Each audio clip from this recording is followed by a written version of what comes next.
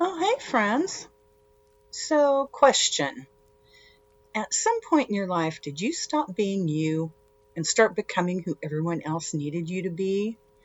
And the wild part, did no one notice the moment it happened because you made it look easy?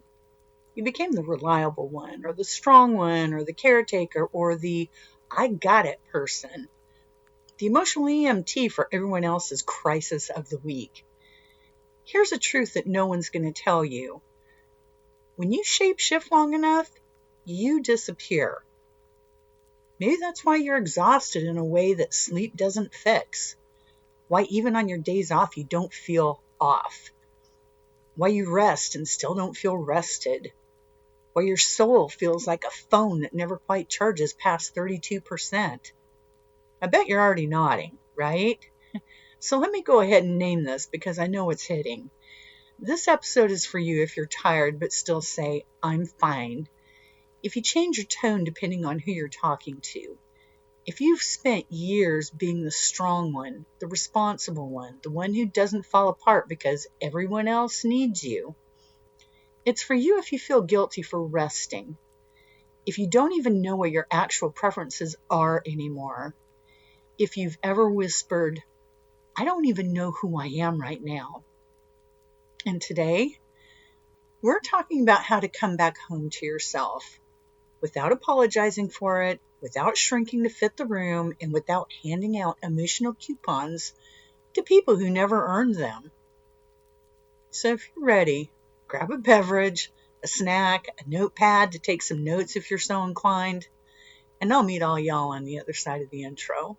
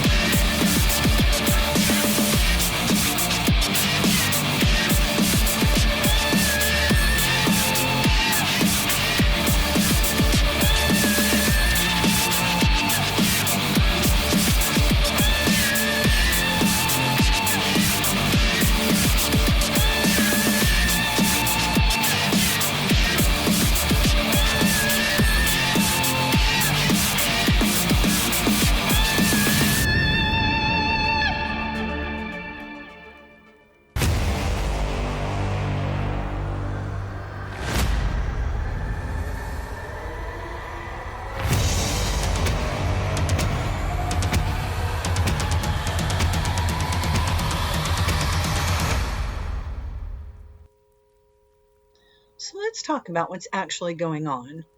Because most people think losing yourself happens in one big dramatic explosion. It doesn't. It happens one quiet leak at a time. Some examples you might recognize within yourself. Saying sure when you really mean no. Softening your voice so nobody gets uncomfortable. Being agreeable just to keep the peace. Becoming the therapist friend by default. Shrinking so other people can stay calm. Playing neutral because you don't want to start anything. In trauma psychology, this has a name, the fawn response. It's when your nervous system activates the ventral vagal complex and tries to create safety by smoothing everything over. And sure, it's great to avoid conflict, but at what point does avoiding conflict stop us from challenging each other and ideas in a respectful and educated manner? If you remember from episode 3, the lie behind New Year's resolutions, we talked about the research on habit building, that most habits take about 66 days to become automatic. Some can take between 18 and 254 days, depending on the person. So let me ask you this. How long have you been doing this to yourself for it to become your default operating system? Because that is what has happened. You didn't choose this consciously. Your nervous system just got really, really good at survival. When your body decides, if I'm helpful enough, useful enough, pleasing enough, I'll be safe. and it starts to believe it. So your nervous system literally learns, I'm safer when I disappear. You didn't lose yourself. You leaked your edges trying to keep the peace, and you repeated it long enough that it became a habit. And here's the part nobody talks about. Identity leakage is expensive. It costs time. You spend hours doing things you never wanted to do in the first place. Helping, fixing, stepping in, overfunctioning. And suddenly your whole day belongs to everyone but you. And it costs energy. You walk into a room and immediately manage the emotional temperature, adjust your personality, and scan for tension. That burns energy faster than any physical labor. And it costs sleep. You go to bed tired and wake up tired because your brain never shuts off. You're replaying conversations, preparing for tomorrow's problems, and worrying about disappointing someone. And it costs clarity. When you're constantly shape-shifting, you forget what you want. Your preferences, desires, opinions, boundaries, all those get blurry. And it costs joy. You feel disconnected from the things that used to light you up because you spent so long being who other people needed that you lost access to who you are. And it costs your life force, not in a dramatic way, but in that slow, steady drip where you wake up one day and realize, I am tired down to my soul, and I don't even recognize the person carrying all this weight. And the big one, it costs authenticity. You start saying things you don't fully mean just to keep the peace. You soften your edges and shrink your opinions so you won't rock the boat. You offer the safe version of your personality, the agreeable one, the toned down one, the version people are least likely to criticize. You laugh at jokes you don't think are funny. You pretend you're okay when you're not. You act unbothered when something actually did hurt. Over time, the gap between who you are and who you perform gets wider and heavier. And you wake up one day realizing you've built a whole identity around being palatable instead of being honest. That's a hell of a bill to pay just to keep everybody else comfortable. And you know what else all this does? It builds resentment. Okay, so let's drag this out into the light. Because identity leakage doesn't happen in theory. It happens in real, everyday places where you've learned to contort yourself without even noticing. At work, you take on the tasks no one else wants. You say, it's fine, I'll do it. And somehow every project, every crisis, every loose end ends up in your lap. People don't even ask you anymore. They just hand it to you because you always manage. And with your family, you're the glue, the mediator, the fixer, the one who remembers birthdays, keeps the group chat alive, smooths over drama, keeps the peace, and absorbs the emotional weather patterns of the entire family system. And in your relationships, you quietly morph into the version of yourself your partner prefers. Not because they asked you to, but because being your full self feels risky. So you soften, shrink, or stretch yourself to fit their comfort zone. And in your friend groups, you're the emotional support animal. People vent, people unload, people process their entire life story with you. And you walk away drained because nobody ever asks how you are doing in return. And then there's church or your spiritual spaces. You play the humble servant, the helper, the peacemaker. You show up with grace and emotional labor even on the days when you are falling apart on the inside. You're the one who doesn't need anything, remember? And then online, you tone yourself down so you don't trigger anyone. You stay vague so you don't start drama. You share the safe thoughts, the acceptable opinions. Because God forbid you take up too much space on the internet and someone gets uncomfortable. And let's be honest, if you're listening to this and thinking, oh hell, that's me in 3 different categories, then buckle up, we're not done yet. Now, identity leakage doesn't hit you the same way every day. It flares up during very specific seasons, the ones that poke at your old wounds and survival instincts. On the holidays, when everyone expects you to juggle emotions, traditions, personalities, obligations, and you default into your old role because it feels easier than disappointing anyone. This is where the emotional void that we discussed in episode 2 can sneak in and take over. Go check it out if you haven't already. And then there's the big transitions. A new job, a new relationship, a new diagnosis, a new responsibility. Your brain hits the panic button and says, quick, go back to the version of you that keeps everybody happy. Because familiar misery feels safer than unfamiliar honesty. Breakdowns. When life caves in a little, emotionally, financially, spiritually, your nervous system doesn't ask what's healthy.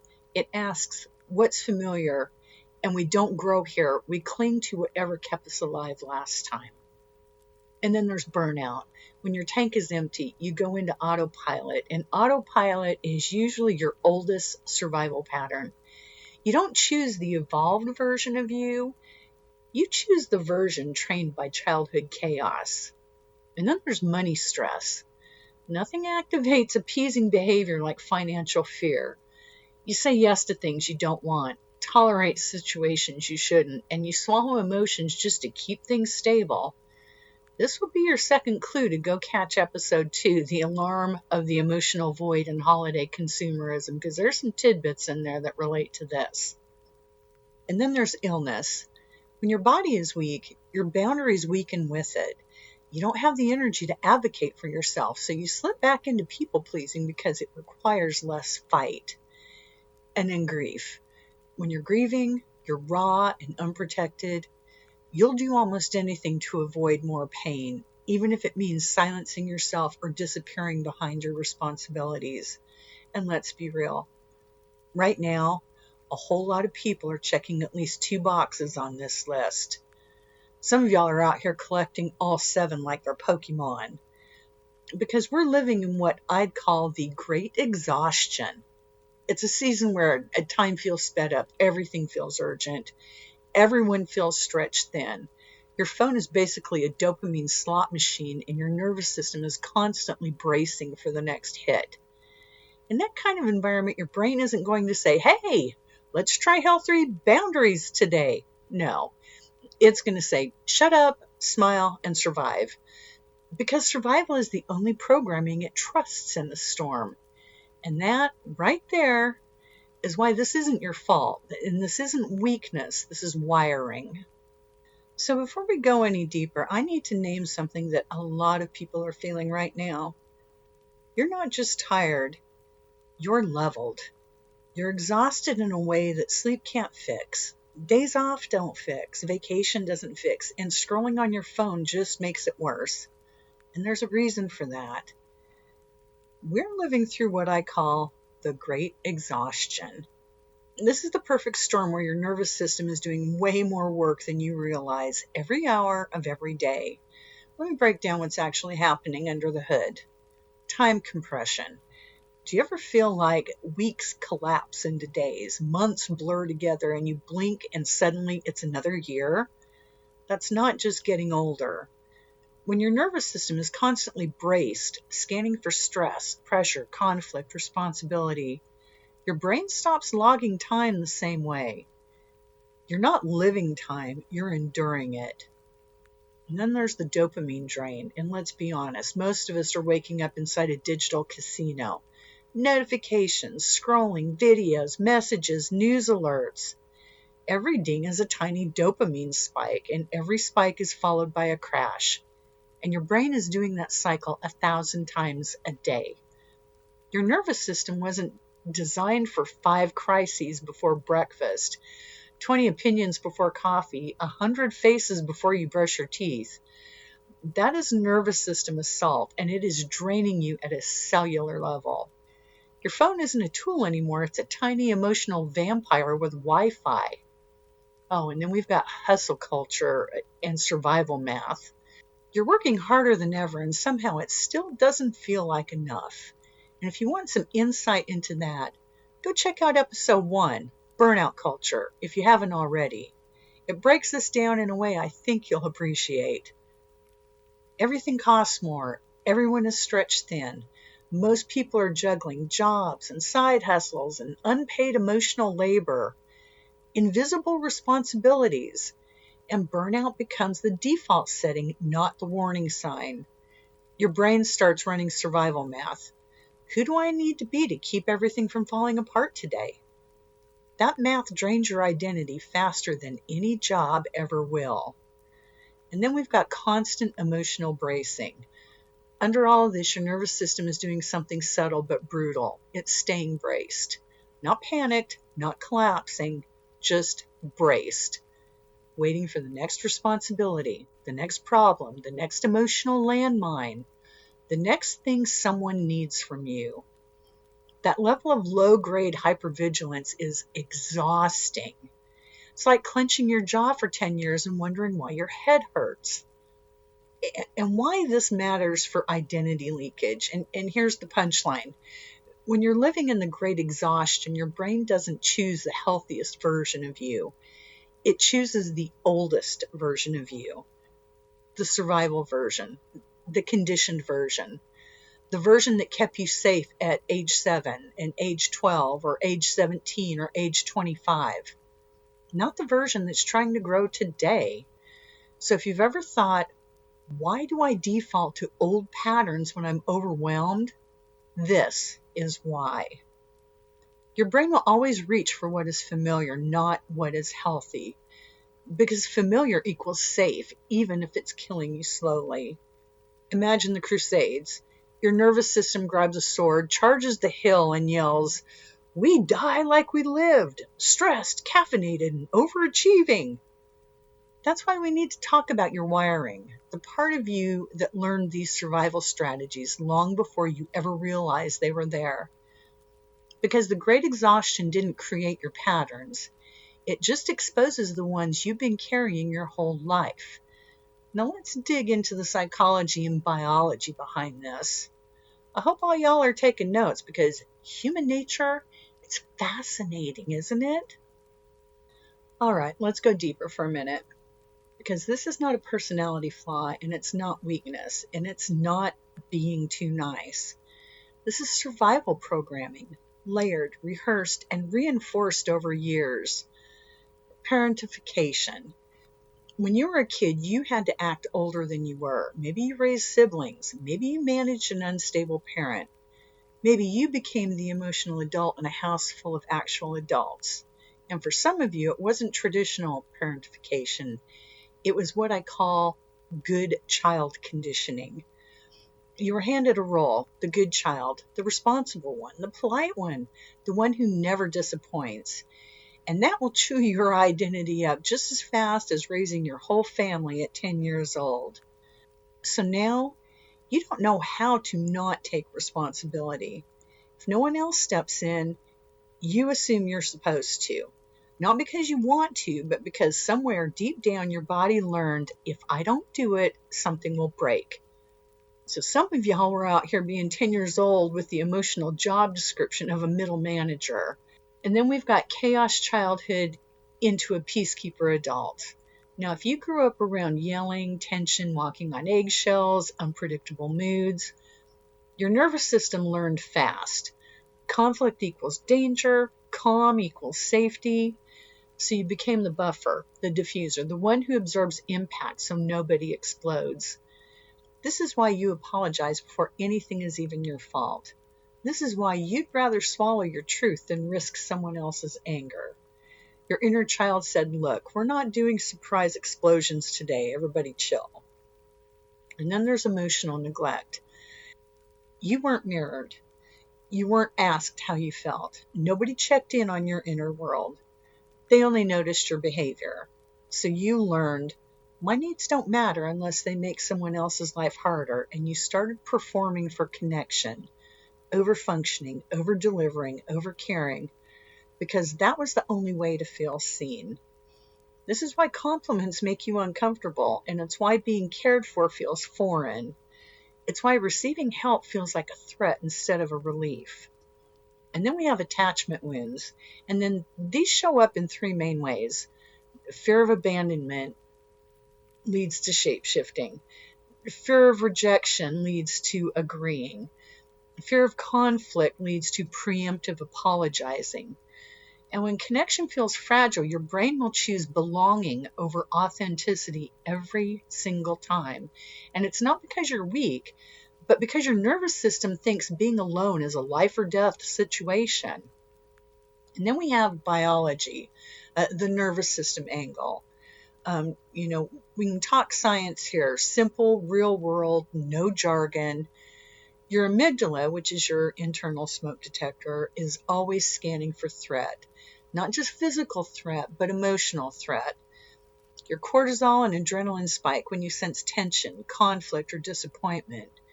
Your body figured out early, if I keep everyone happy, I get to feel safe. So people pleasing can literally drop your adrenaline in the moment. Your biology rewards compliance with relief. This is why you default to it so quickly. Your nervous system isn't trying to sabotage you, it's trying to keep you alive using a playbook from 1994. And the real punchline here, you weren't born this way. You were trained. And your body agreed to the training because it helped you survive. So if you've ever wondered, why am I like this? Here's the real answer.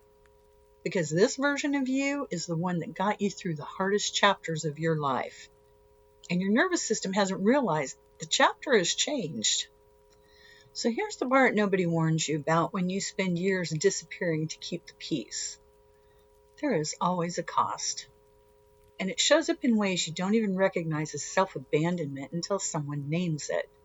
So let me name it. You lose your preferences.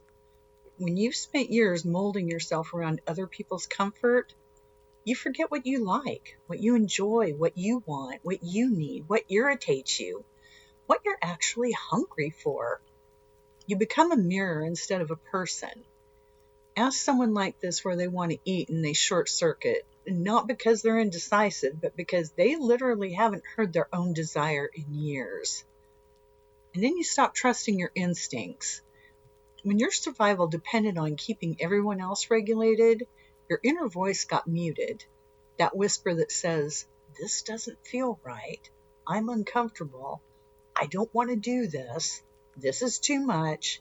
You override it automatically. And the more you override it, the quieter it gets, until one day you don't even know what your intuition sounds like anymore. And then you get resentful, but you hide it. And here's the real kicker. People pleasers are some of the most resentful people on earth. And it's not because they're mean. It's because they're exhausted. But resentment has no safe place to go when you weren't allowed to have needs. So it turns inward. Irritability, emotional numbness, burnout, snapping at the wrong people, procrastinating, withdrawing. And you're not angry because you're unkind. You're angry because you're empty. And then your relationships become one-sided. When people get used to the easy version of you, they stop checking in. They stop asking questions. They stop giving what you give. And it's not always out of malice. It's just sometimes out of habit. People treat you the way you've trained them to treat you. And when you start growing, when you start having boundaries, those same people act shocked as if the real you is the problem. And then you become afraid of being too much. And this is the quiet wound underneath everything. You believe your full self is a burden, so you edit, you shrink, you crop your personality down to what feels safe. And the saddest part, you think this makes you easier to love. But it makes love harder to reach you, because nobody can love a version of you that isn't actually you. You lose your future. And this one, it hits deep. When your whole identity is built around managing everybody else's emotions, your dreams get delayed. Your goals get postponed. Your vision gets foggy, and you wake up realizing, I've spent so long surviving, I forgot to build a life. That hits people right in the chest because it's true. So here's the truth. You don't lose yourself all at once. You lose yourself in tiny compromises, tiny silences, tiny moments of, it's fine, I'll handle it, it's whatever, it's not worth the fight. This is death by 1,000 no big deals. And if nobody has ever told you this, let me be the first. Your absence has been costing you more than your presence ever could. Take a breath, friend, because we're going to talk about how to get yourself back. So now that we've dragged all this into the light, the wiring, the patterns, the exhaustion, the cost, let's talk about something way more important. How you come home to yourself. Listen, this part isn't about flipping your life upside down, quitting your job, cutting everybody off, or announcing a new me like it's a clearance sale. This is about micro shifts that start waking up the parts of you that went dormant. Tiny rebellions, quiet returns, small choices with big ripple effects. So let's break it down. Got your notebook handy? Number 1, start noticing what you actually want. Identity leakage numbs your preferences, so the first step is not changing anything externally. It's simply noticing your internal world. Ask yourself throughout the day, do I actually want this? Does this feel good to me? Am I choosing this or avoiding something? You don't have to act on the answer yet. Noticing is enough, because noticing wakes you up. Number 2, practice the one-line boundary. Now, boundaries don't need to be essays, and they don't need to be announcements. They don't need to be framed in PowerPoint with bullet points and decorative borders. Start with one sentence. I'm not able to do that right now. Or, that doesn't work for me. Or, I need a minute to think before I commit. You don't owe anyone a TED Talk. A boundary is a complete sentence. A no can be a complete sentence. Number 3, reclaim one small preference per day. Yes, just one. Pick something tiny. The music in your car, what you eat for lunch, the temperature you want the thermostat set to, the TV show you actually want to watch, the route you drive, the drink you order, what you wear. This is not trivial. These are identity breadcrumbs. Following them one by one leads you back to yourself. Number 4, pause before you say yes. People pleasers answer fast, almost too fast, because speed equals safety. So here's your new rule. Add a 3 to 5 second pause before responding to any request. Let silence be your bodyguard. In those seconds, you'll hear your real answer, the one that usually gets bulldozed by reflex. Number 5, unlearn the apology reflex. Stop apologizing for existing. Replace I'm sorry with thank you for your patience. Thanks for letting me finish my thought. I appreciate the space. Shift from guilt into gratitude. It rewires your brain in real time. Number 6, do one thing every day that serves you. Not your job, not your family, not your friends, not your deadlines. You. 10 minutes of something that fills you instead of empties you. A walk, a playlist, a chapter, a quiet prayer, a stretch session, a cup of tea you don't rush through, a slow breath with your hand on your heart. You can't come home to yourself if you keep leaving yourself at the bottom of the list. You can't reclaim your life if you keep handing yourself whatever scraps are left at the end of the day. Number 7, start trusting your first reaction. Your body tells the truth before your brain spins the story. Pay attention to the tightness, the heaviness, the enthusiasm, the dread, the spark, the no disguised as politeness. Your first reaction is your compass. The second reaction is your conditioning. Trust the compass. Number 8, understand that not everyone will like the real you. And you know what? That is okay. And listen to me. Some people are benefiting from your exhaustion. Some people like you tired. Some people prefer you agreeable. And some people got real comfortable with the version of you that never objected. When you stop disappearing, not everyone will clap. But the ones who love you for who you really are, they'll adjust.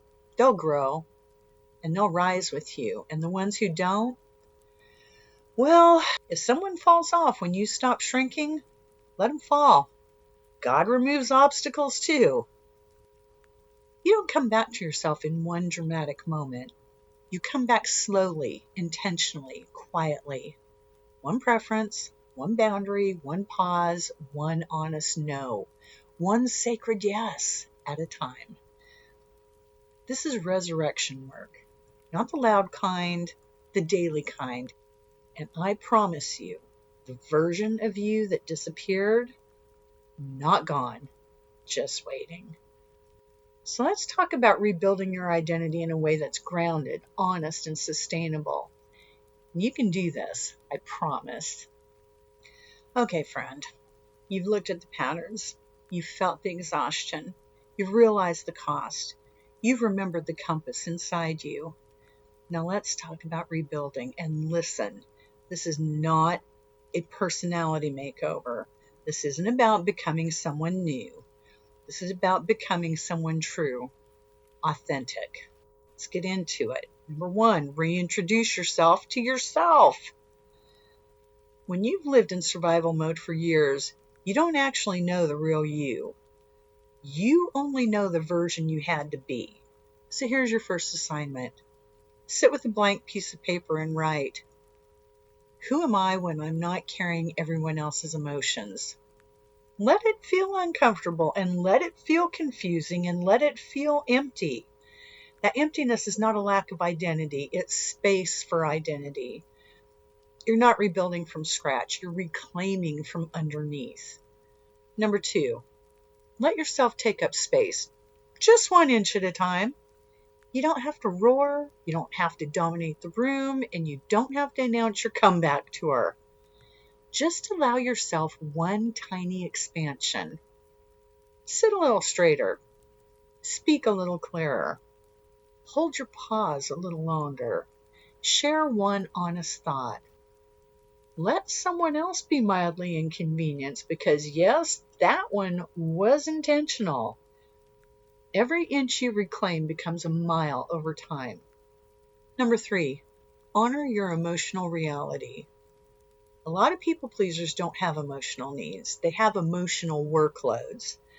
So this step is simple. When something bothers you, let it bother you.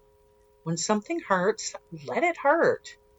When something feels off, don't spiritualize it, justify it, or swallow it. Just acknowledge it.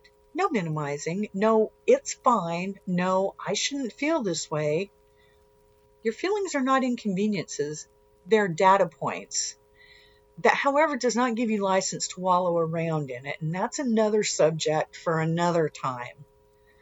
Number four, build a self-trust loop. Self-trust doesn't come from affirmations. It comes from keeping small promises to yourself. Tiny ones. Drink the water. Stretch for 30 seconds. Read one paragraph. Clean one corner of a room. Say one honest sentence. Stop apologizing once today. Every time you follow through on something small, your brain says, oh, maybe I can trust myself. And that shift changes everything. Number five, accept that your relationships will shift. When you change your interior world, your exterior world moves with it. Geez, that was a tongue twister. Sorry, guys. Some relationships will deepen. Some will resist, and some will drift, and some will fall away entirely. But listen to me. This is not proof you're doing something wrong. It's proof you're doing something real. The people meant for you will survive your growth. The people benefiting from your silence will not. And that's not loss. That's clarity. And a caveat here, this does not give you license to be an asshole. You still need to be a decent human being. The thing is, though, you are now also being a decent human being to yourself, which leads me to number six, grow a spine and a soft heart. A lot of people think boundaries equates to becoming being mean, and it's absolutely not true. It means a firm outside, a kind inside, grounded throughout. Jesus flipped tables and washed feet, so don't get it twisted. You can be compassionate and unmovable, and you can be tender and self-respecting. You can be loving and not a doormat. Boundaries don't harden you, they preserve you. Number 7, understand this is a slow resurrection. Identity work is not an overnight transformation. It's slow. It's sacred. It's deliberate. It's the moment you finally whisper, I matter too. And the moment after that, when your nervous system goes, are you sure? And the moment after that, when you do it anyway, you don't rebuild your identity by force. You rebuild it by permission. Permission to feel, permission to rest, permission to choose, permission to disappoint people who expect you to shrink. The real you, the one underneath the coping, the compliance, the caretaking, is not dead. You've just been waiting to stop abandoning yourself. And this, right here, this is the part where you turn and say, I'm coming back. Okay, so take a deep breath with me, because after everything we've unpacked, the patterns, the exhaustion, the wiring, the wounds, the rebuilding, there's something you need to know. You're not behind. You're not broken. You are not too late. You are simply arriving. Everything you might have called falling apart has actually been the moment your soul whispered, I can't disappear anymore. This whole time you thought you were losing it, but really, you were losing what was never you to begin with. This is the return, not the dramatic movie scene, but the quiet homecoming. The moment you finally hear yourself again. Well, let me tell you something most people don't realize. Coming back to yourself doesn't feel powerful at first. It feels awkward, wobbly, and unfamiliar. It's like learning to walk in your own life again. And that's normal. It's holy, and it's healing. And I want you to hear this clearly, especially if your eyes are burning, if your chest feels heavy, or if something inside you is stirring. You deserve a life where you do not disappear. You deserve rest without guilt. You deserve preferences without apology. You deserve relationships that don't require you to shrink. You deserve a future that isn't built on exhaustion. You deserve to take up space in your own story. And I'm going to say this plainly. The world is not blessed by the version of you that's half alive. The world is blessed by the version of you that knows who you are and refuses to vanish again. And in closing, here's your final reminder. You don't have to sprint back to yourself. You don't have to rebuild everything at once, and you don't have to prove anything. Just start with one thing. Presence. Show up in your own life, even if it's just for one moment per day. That's how the return begins. That's how the resurrection continues. That's how your story shifts. And if nobody has told you this today, I'm proud of you. You know I'm rooting for you. And I can't wait to see the version of you that steps out from behind the exhaustion. All right, friend, take a breath. And whenever you're ready, welcome home. Go live your life like you mean it. I love you guys.